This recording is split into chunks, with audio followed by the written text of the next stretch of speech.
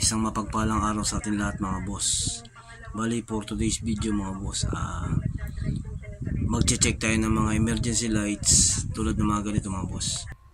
Diyan yung mga ganyan, mga naka-install sa mga hallway, sa mga pasimano mga boss, para in case na mawalan ng kuryente o power supply, nag-automatic siya mga boss na bubukas. Kaya sa pag-check mga boss, stay tuned lang. May update ko kayo sa mga pamamaraan paano siya i-check at paano siya ang dapat gawin para manumbalik yung dati niyang serbisyo mga boss. Intro muna tayo mga boss. Louder. Bali yan mga boss, meron tayo dito 4 na pirasong emergency light na defective na to mga boss. 1, 2, 3, 4. Ito, chinecheck ko siya ngayon. Common issue ng mga emergency lights mga boss, hindi na nagkakarga yung battery niya. Replaceable naman to mga boss. May nabibili niya sa mga electronic shop, sa mga handyman, meron din yan mga boss. Bali, ang value ng mga emergency light natin, ang battery ng emergency light natin mga boss, ay madalas 6.9 volts mga boss. 6.8 to 6.9 volts. Bali, nagre-range sa 6 volts mga boss. Kaya, na-check ko na lahat yan. Ayaw na talaga mag-charge.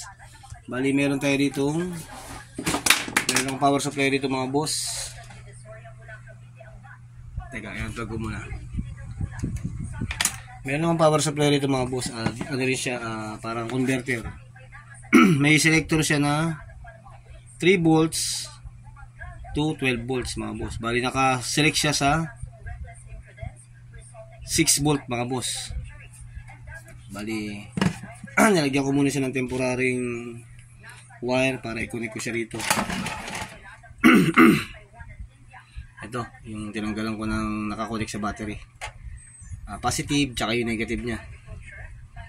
Bali, irerekta natin siya. Ipa-plug ko lang tong yung power supply natin. Yan. Bali, gagamit lang ako ng tripod para naka-hold tong CP ko, makuha natin ng isi-series natin tong dalawang wire niya dun sa wire na naka-connect sa battery mga boss. Para makita na functional pa si emergency light, talagang weak lang talaga yung battery.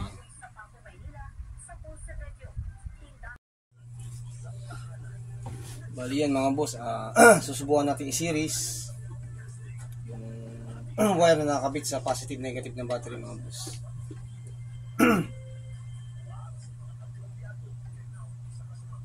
Yan mga boss, bali nakarekta siya.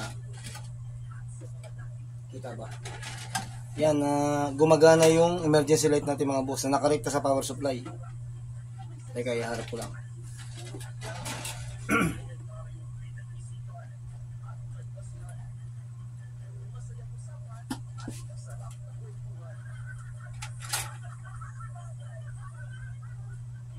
Yan, kung nakikita, hindi ko kita eh. Kita ba? Yan, nagumagana. Bali, wala pa po. Naka-series siya sa wire na nakakonect sa battery na tinanggal ko muna mga boss.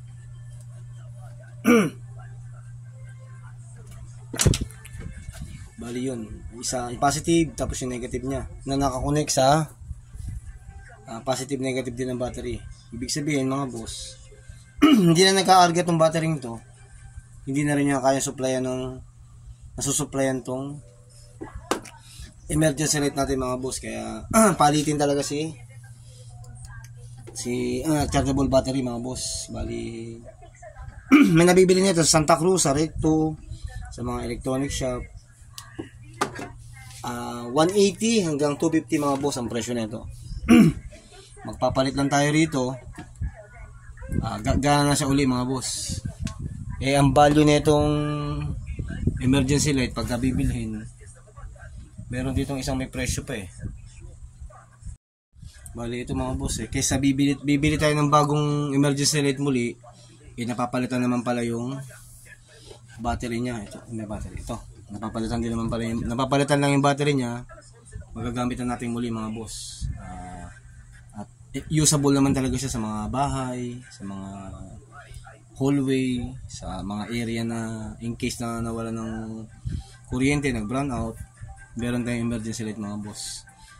Talagang replaceable mga boss. Kaysa bibili tayo ng bagong emergency light, meron dito isang may presyo pa. Yun yung halaga niya. 1.5 din yung value niya. Napapalitan lang ang battery niya mga boss. Ang value nito wala pang 300 to mga boss. Mga 180 hanggang 200 hanggang 250. Kasi nung bumili kami noong nakaraan, parang ganun nagre-range na yung presyo niya. Pinalitan lang namin siya. Tapos i-connect mo lang muli yung connector na may kulay naman siya, hindi kayo magkakamali. Positive, tapos yung negative niya. Ito na po yung fan control po. Ayan, positive, tapos meron din siya negative. Tapos pag once na naipalit nyo na yung mga boss, siyempre ipa-plug nyo siya sa yan mga boss, tulad niya, naka-plug siya dyan. Meaning nagcha-charge siya mga boss. Once na nawala ng kuryente, nawala ng supply, mag-automatic to si emergency light po bukas. Bali yun lang muli mga boss ha. Muli ulitin natin, i-rerekta natin. Meron kasi tayo dito power supply. Ito nakasaksak na yan, na nakaset sa 6 volt. Bali ang input niya ay 220. Ito pala, saksak natin siya. Ang input niya mga boss ay 220. Bali parang converter din siya, para pang test ko lang naman to. Yan, naka-set na siya sa 9 volt, 6 volts. Meron siyang positive, negative. Irerekta ko na muna siya mga boss para mapakitang okay pa si emergency light. Palit battery lang talaga. Ito yung negative niya. Ito yung positive. Yan o. Ito nakikita nyo sana. Kita ba? Yan. Kita ba? Yan. Ito yung negative niya. Ito yung positive niya.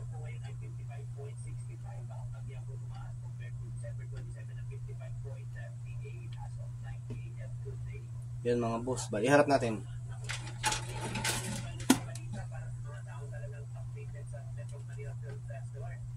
Yan.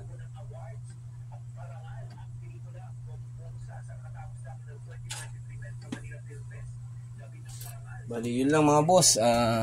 Sana nakatulong yung mga emergency light natin sa mga bahay at sa mga establishment na imbis na bibili, madalas lang palang palitan sa kanya yung battery niya. Mag-iba-iba lang ng size yan mga boss. May maliit, tapos mayroong isang mataba. Medyo malaking version siya. Pero same value lang siya mga boss. Isa lang value ng mga yan. 6 volt. Isa, dalawa, tatlo, apat. Bali, apat yung gagawin ko ngayong araw mga boss. Papalitan ko lang siya ng battery. Working na siya uli mga boss. Pwede na siya uling i-deploy sa mga lugar kung saan siya nakalagay. Kaysa sa bibili, napapalitan naman pala mga boss. Paraan ng tatanggalin lang yan mga boss. May ng pattern naman yan, positive at negative. Pagbili ng battery, mas maigi, dalhin nyo rin yung sample para same size din yung mabibili nyo. Kung sakaling wala man talagang ganong size, isa lang naman talaga value niya mga boss. Kung ano available na meron sila, pwede rin naman. Ilalagay nyo lang yung kung saan yung nakasuksok.